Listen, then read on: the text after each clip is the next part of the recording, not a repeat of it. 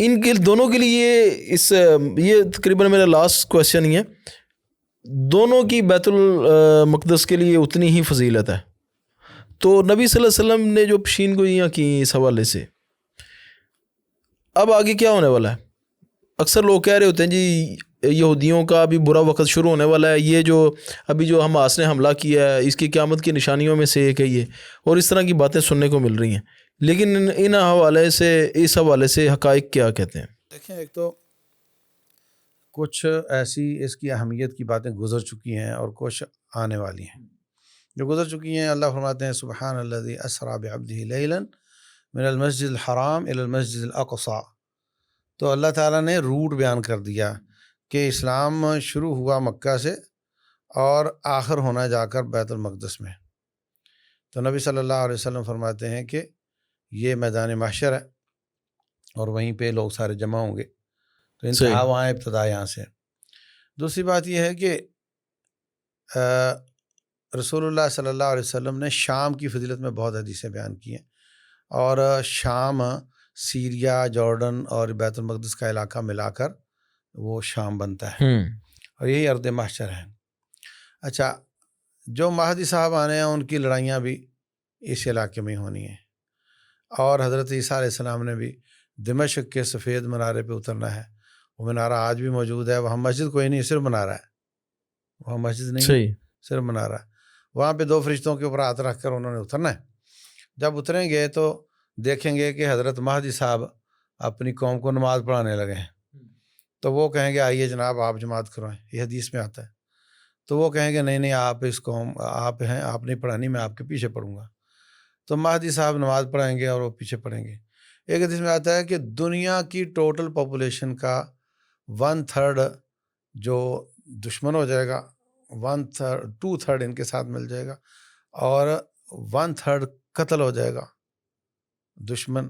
یہ شاید مجھے یاد نہیں آ رہا کہ یہ وہ دونوں کے سے الگ ہوں گے، نہ ان میں نہ ان میں، اور یعنی 1/3 کی وہاں پہ قتل و غارت ہوگی۔ اس کے بعد پھر وہ پوری دنیا پر خلافت قائم کریں گے اور 7 سال حکمران رہیں گے، اور ان کے دور میں اتنی برکت آئے گی کہ ایک انار کئی لوگ کھائیں تو سیر ہو جائیں گے، ایک جانور کا دودھ کئی لوگ پئیں تو ان کے لیے کافی ہو جائے گا۔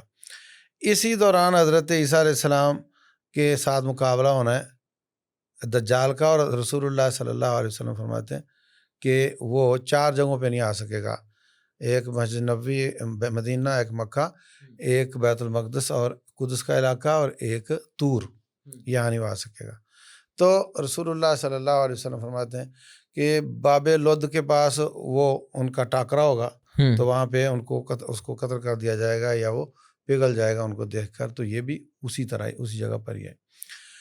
اس کے بعد اللہ تعالیٰ فرمائے گا کہ اے عیسیٰ اپنے ساتھیوں کو لے کے طور پہ چلا جا، میں ایک ایسی قوم کو چھوڑنے جا رہا ہوں جس کا تم مقابلہ نہیں کر سکتے۔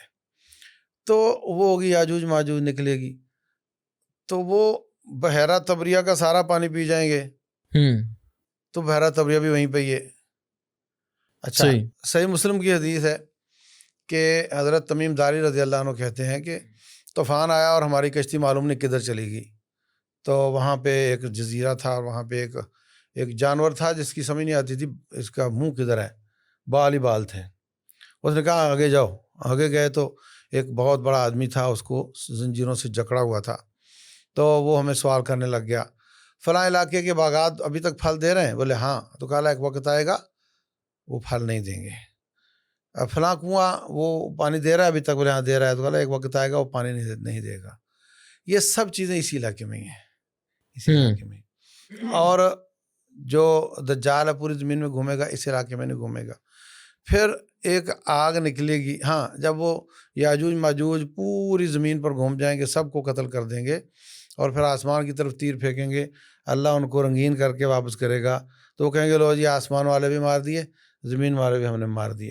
پھر ان کی گردن پر ایک دانہ نکلے گا جس سے وہ سب ایسے مریں گے جیسے وجود ہی نہیں تھا، بجلی بند ہونے سے سب بلب ایک وقت میں بند ہوتے ہیں نا۔ تو اس کے بعد حضرت عیسیٰ طور سے اتریں گے اپنے ساتھیوں کے ساتھ علیہ الصلوۃ والسلام، تو وہ کہیں گے یا اللہ ہر جگہ ان کی بدبو ہے، میں کہاں رہوں، یہاں تو کوئی جگہ ہی نہیں بن رہی۔ تو وہ اللہ تعالیٰ جانور بھیجے گا، ان کو اٹھا کر لے جائیں گے. ان کے تیر کمان جو ہوں گے نا، ان کو جلا کر یہ روٹیاں پکائیں گے کتنی لمبی مدت تک. تو یہ ساری باتیں اسی علاقے سے متعلقہ ہیں. پھر ایک آگ نکلے گی آخر میں، وہ پوری زمین پر آئے گی، تو آہستہ آہستہ چلے گی تو لوگ بھاگیں گے اس کو ڈر کر. رات ہو جائے گی تو آگ رک جائے گی، وہ سو جائیں گے. اور تبھی تم ہم حیث بعثوا، صبح ہوگی تو پھر چلنا شروع کرے گی تو پھر بھاگیں گے. اس طرح پوری زمین کو، یہ شام کی سرزمین میں لوگوں کو لا کر کے وہاں پہ میدان محشر ہوگا. تو موجودہ اور سابقہ تمام اشارے اس طرف ہی جاتے ہیں. اس وجہ سے وہ بھی اسی پہ قبضہ کرنا چاہتے ہیں اور یہ بھی قبضہ کرنا چاہتے ہیں. اور مسلمان چونکہ وہاں رہ رہے ہیں اور ان کو لا کر کے وہاں پہ ٹھوکا گیا ہے، تو وہ پھر اس کے بعد ظلم بھی کیا جا رہا ہے بے شمار. اس لیے ہمیں مسلمانوں کے ساتھ کھڑا ہونا چاہیے.